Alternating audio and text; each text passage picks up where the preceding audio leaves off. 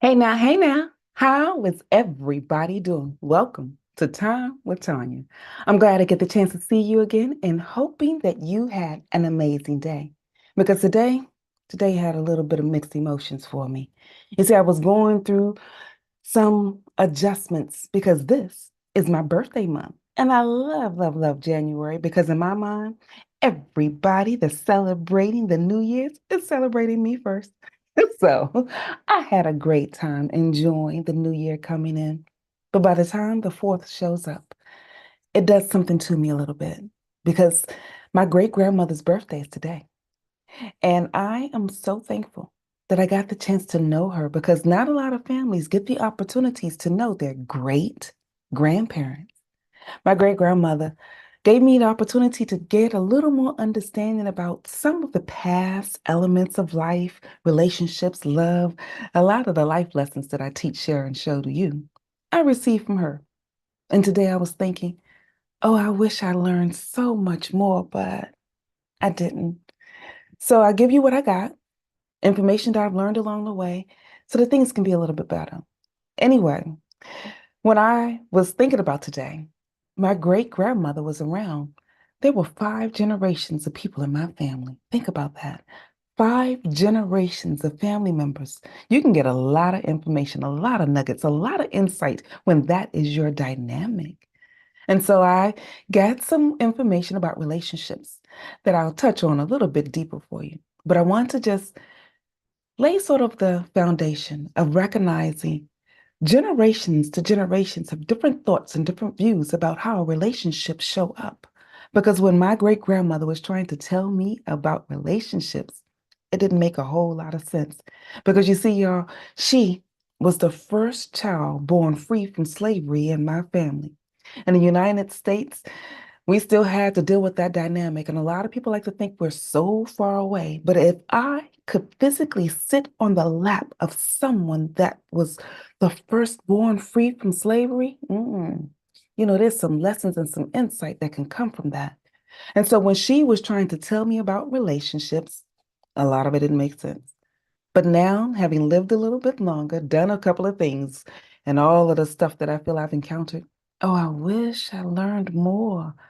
I wish I got more insight because when she talked about relationships, it was more of a coming together. It was more of pulling in so that two individuals chose to do life together. It was a decision. It wasn't a happy feeling. Now, you want to have the feelings of love. Everybody wants to feel loved. But what I learned from her was that being in a marriage, being in a relationship with someone, oh, that's intentional. You have to choose every day that you still want to be a part of that relationship. Her discussion about relationships was more of what I learned in the Bible about covenants. And I didn't understand the dynamic of covenants until I heard this conversation about someone pay attention to what happened when Abraham entered into a covenant with God. See, God is the covenant keeper. He's the one that taught us about it. And when he entered into a relationship with Abraham, God was the one that decided, I will keep the elements of this relationship for both of us. Now, I recognize that a lot of people don't want to think about the Bible or look about these things because they feel this about religion. Oh, no. You see, the Bible is so much bigger than we anticipate. It's a strategy guide, it's a love story, it's got timeless principles. And when my great grandmother was telling me about relationships, she was tapping into some principles about choosing, because we get the opportunity to choose how we will deal with the people in our world. Yes, chaos happens. I've already had a conversation about the storms of life that I've walked through, some of the lessons that I've learned in that. But one of the things that she was intentional about teaching me that I did not pay enough attention to was that you are intentional about how you will respond to every situation in your life. We forget. We forget that we get to choose every day with who we decide we're going to be in relationship with, whether we will operate in a manner that will be supportive, whether we will respond in a negative manner with that. We get to choose.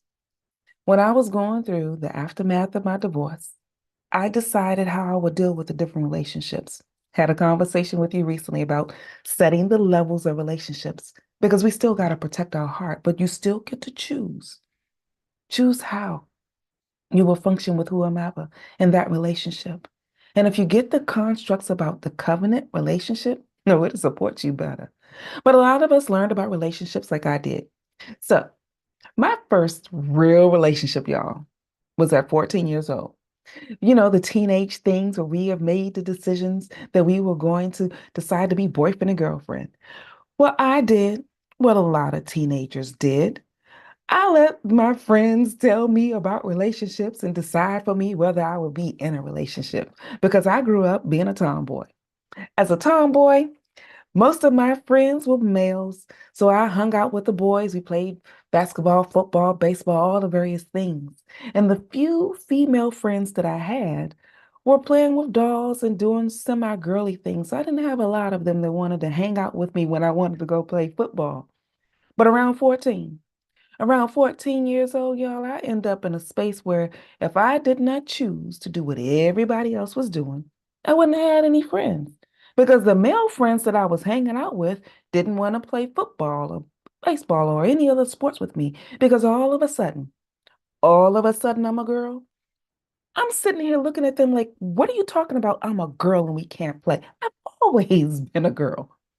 But there's a change that takes place that I wasn't paying attention to because my natural, logical, analytical mind hadn't yet picked up some of those constructs about relationships. When the few female friends I had told me, well, he's kind of cute. I'm sitting like, the dirty boy that you just said last week was dirty and ugly, he's cute. When did he become cute? Or my male friends were like, will you go over there and talk to her and say hi for me? Say hi for what? What's wrong with your mouth?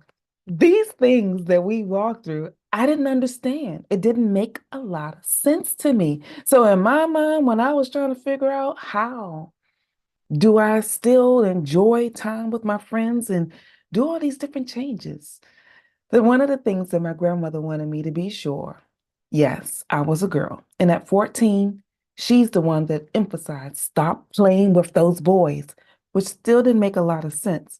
But with them no longer playing like we used to, few female friends that I had no longer enjoying time, and I didn't want to, like most teenagers, didn't want to be by myself. I decided to figure out what's this thing with relationships. Now, did I ask my great grandmother? Yeah. And what did she tell me? Something that sounded old and made no sense. So I didn't listen to her. Then I asked my mom, what is it about relationships? What does that mean? What do we do? How do I get involved in it? She shared with me this thing that stuck with me. And it was sort of what my great grandmother was trying to share with me about covenants, because in my mind, a covenant and a contract were the same things. Makes sense.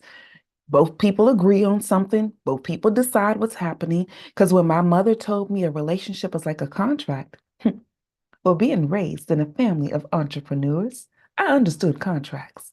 So I wrote up a contract. Yep, y'all. At 14 years old, I wrote a relationship contract. I wrote when we would hang out, where we would go, what video games we could play when we hung out at the arcade, because back then we had arcades. And there was this place called Timeout. If you're in Washington, D.C., you know about Timeout. And at Timeout, there was this favorite game that I played all the time. It was Street Fighter. Now, I was a Street Fighter queen. I was also in the middle of a tournament because we had tournaments back then where you would see who can get the highest score. And I was the highest one on the leaderboard. And then you had to defend your reign every Friday. So, in part of the contract was we would not have any hindrances about competing because he was like, we had to decide if we're going to play games, you can't play against me, except when we have our contract. So that was written in there.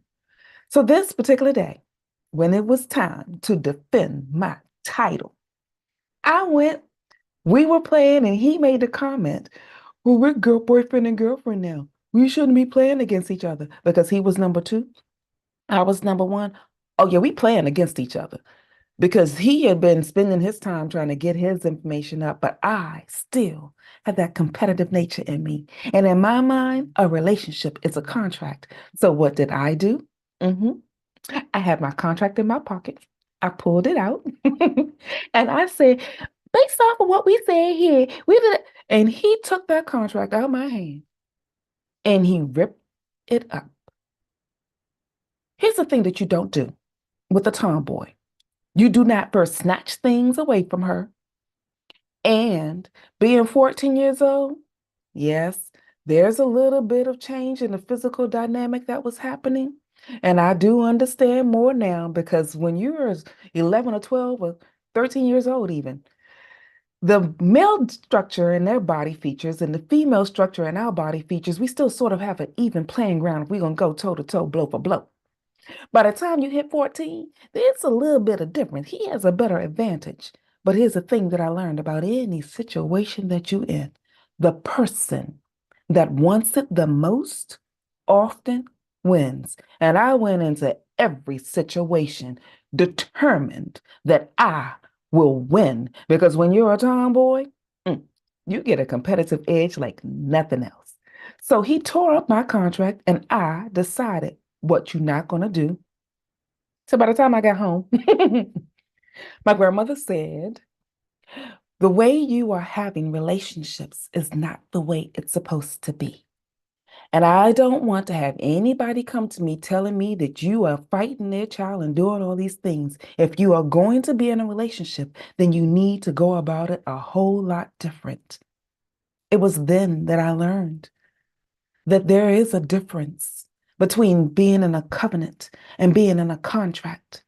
A contract is built on those that don't trust one another. You put in the contract the things that you want people to abide by, but a covenant is built on love. A covenant says, I will do for you, even if you don't do for you. A covenant says, if you fail to make this work, I will still do everything in my power to ensure that it happens.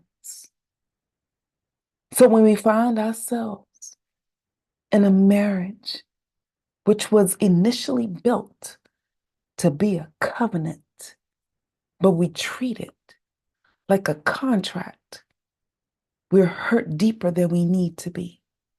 We struggle more than we should. And we don't find the most effective ways to build the bridges to make them work. So when my great grandmother's birthday rolls around, I am reminded, having gone through a divorce, did I do all that was necessary in covenant? And now, y'all, in a new covenant, because in my current marriage, it has me look closer. Am I truly honoring Eric in this moment? Am I giving as much as I can to ensure that our relationship stays? Because here's the thing about a marriage. Sometimes you'll be high. Sometimes you'll be low. You'll meet the energy of your spouse, and there'll be moments when y'all are off keister. And if that occurs, what will you do?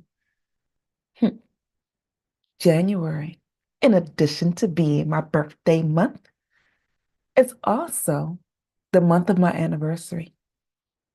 So when Eric and I celebrate our 13th year of being married this month, I recognize that I'm sitting in covenant, like my great grandmother tried to tell me. And I learned the lessons that I needed because in my first marriage, I didn't quite understand the full dynamic of covenant.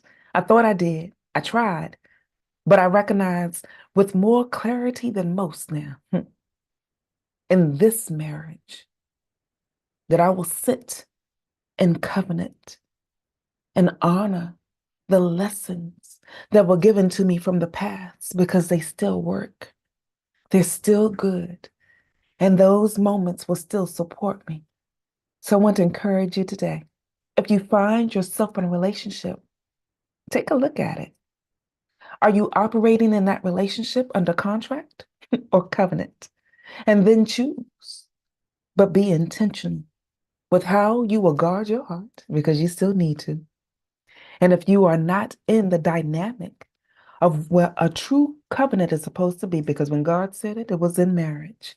Some of us are in relationships operating as if they are marriages and functioning in them like they're true covenants. But there's an element of your soul that is not truly connected. And so there'll be pieces that you'll constantly miss. But that's enough for today.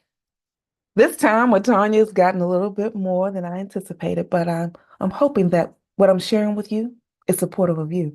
And I have been trying to pay attention to you guys because here's the thing. I want us to carry on having a dynamic. And let me see if there's any comments, questions, or thoughts before I leave. And I thank you all for the hearts. I appreciate that along the way. But if there is more that I can share with you, and if you have some elements that you can support those that are going through covenants, or maybe if you're sitting in the middle of a contract, how do we distinguish that a little bit more? How have you distinguished your relationship? Share that information in the comments. And if anything in this discussion has given you an opportunity that resonates with your soul, like it, share it, and invite others to join so that we can continue the conversation or we can start new ones. In the meantime, this is Tanya E. Hood walking in my purpose, and I want you to do the same. See you next time.